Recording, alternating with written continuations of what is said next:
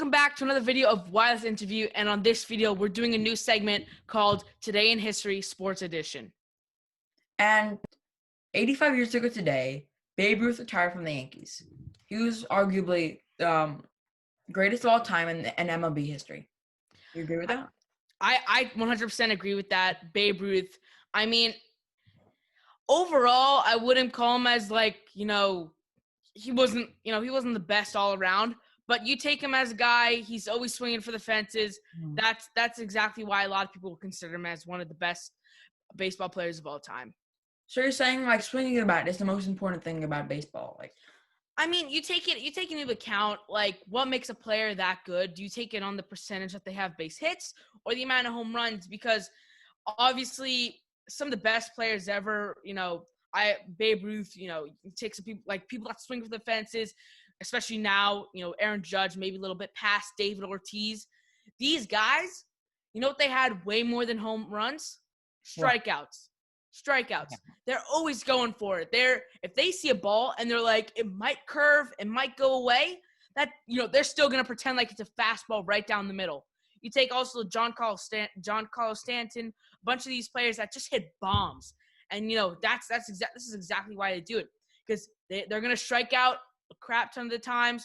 They're going to strike out way more than they hit these home runs or even hit in general. But that's just because if there's a ball coming right at them, full strength, hit it. That's exactly why a lot of people think Babe Ruth might have been one of the best players.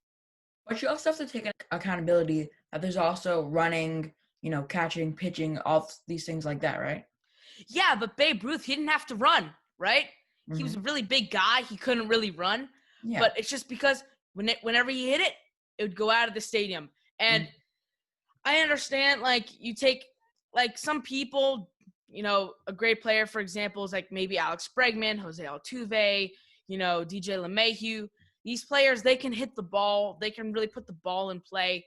And they're pretty good players. But you take it it's kind of the big picture that, the Hall of Famers are looking at. It's not really those, game to game, taking pitches, really looking at the ball. That's not what's going to get you into the Hall of Fame, being an all-star player.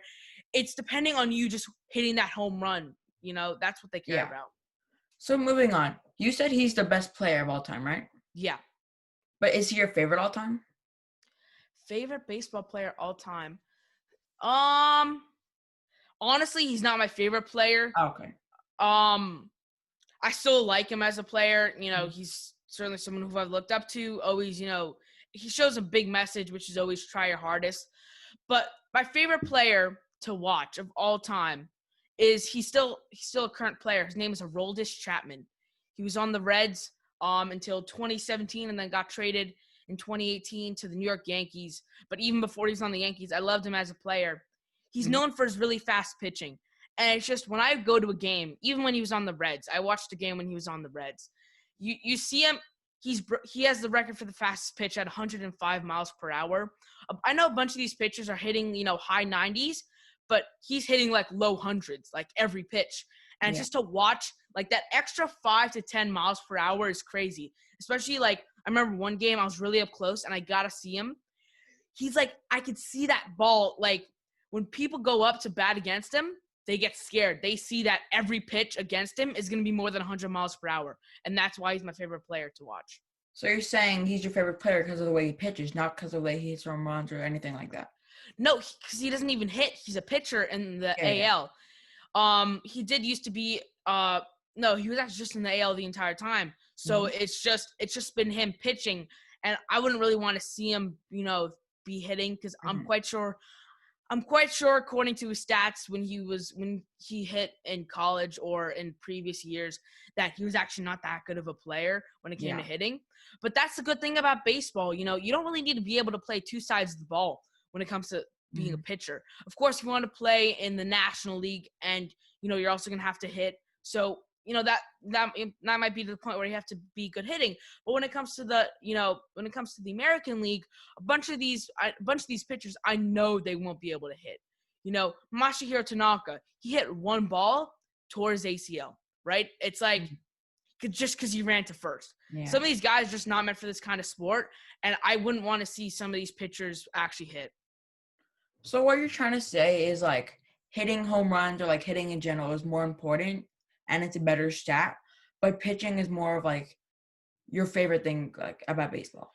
I think when it comes to pitching, I do like watching it, and yeah, it's one of my favorite things about baseball. But it also comes to the point like both sides of that ball.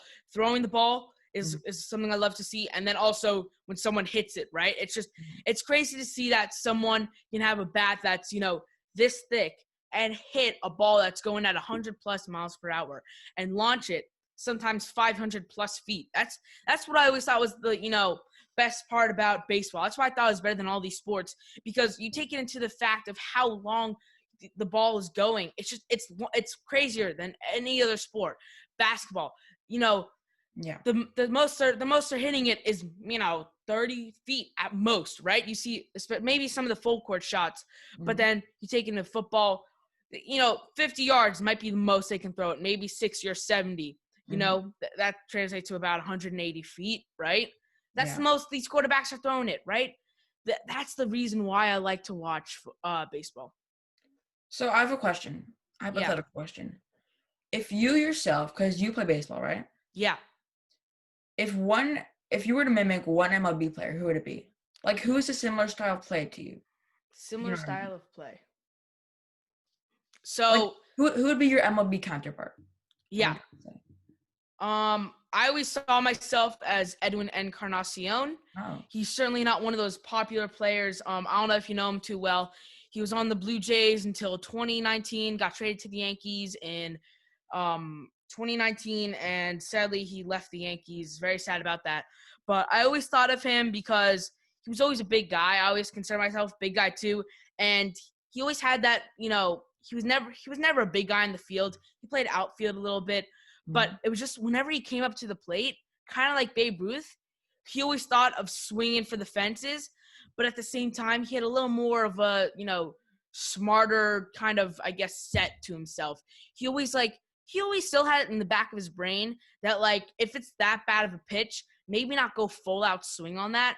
And that's always how it's been for me. I've always been like, if the ball's coming at me, don't, try to swing as hard as you can. But at the same time, have a little bit of patience. That was another big thing that I saw in him.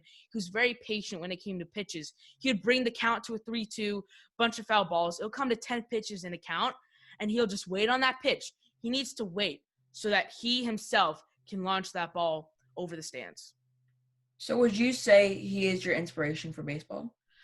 I wouldn't say he's my inspiration, but I would just say he's the kind of guy that I would like to play as. Of course, I would love to meet him as person. He looks like a good guy. It's just to see, just the style that he plays. Not I wouldn't take him as a role model, but just the style, like the type of ball that he plays. It seems that he just the patience and the mentality that he has coming into every game is the mentality that I think that I should and could have every game. Do you think you have that mentality every time you go into a game? Well, obviously I haven't played a game in I don't know, half a year or whatever, but I mean, when you did. Yeah, when I did, it was kind of, I sort of had that mentality, especially, right before things closed up and I started to play a bit more baseball. I certainly started to have that mentality. I would keep on thinking just to wait for that perfect pitch. But then you take it to 2 years ago, I was really that guy. I felt like I was Babe Ruth. Whenever there was a pitch, no matter if I thought it was going to drop a little bit or it wasn't even the best pitch, I would just try to whack that thing as hard as I could. And sometimes it came out lucky, but a bunch of times, like Babe Ruth, I struck out. But, I started to think if I have a little more patience, really decide to sit on that ball, wait for it, wait for a good pitch. That's how Edwin Encarnacion comes to every game. That's how I think I can come into all these games. So what Donnie and I were talking about today is today in history. Every day there's a big history of what happens, right? Obviously this happened 85 years ago and a bunch of other stuff happened on June 2nd. Like, for example, it was the first nighttime baseball game, and especially, this is baseball season, so a bunch of teams had their first ever game. So, Donnie, what do you think about this segment? Do you like it? I like it. I think we can continue in the future. And what are you talking about, the nighttime baseball thing? Do you think that's an important thing? I think it is because obviously baseball games, they started in the daytime, especially, Mhm. when the MLB first came out. And it took them a good couple of years, 5-10 years for them to start playing games under the lights. And, now that's a big part of baseball. Majority of games, I would say more than half games right now are under the lights. So it kind of started a very popular tradition when it comes to the MLB. So a few episodes ago, we were talking about how MLB games are usually in the day and NBA games are usually in the night to avoid like them crossing over. Well, Or I guess that happens sometimes, but it I think it only happens for the most part on the weekends. Mhm. So I think, but of course, who knows when sports actually reopen?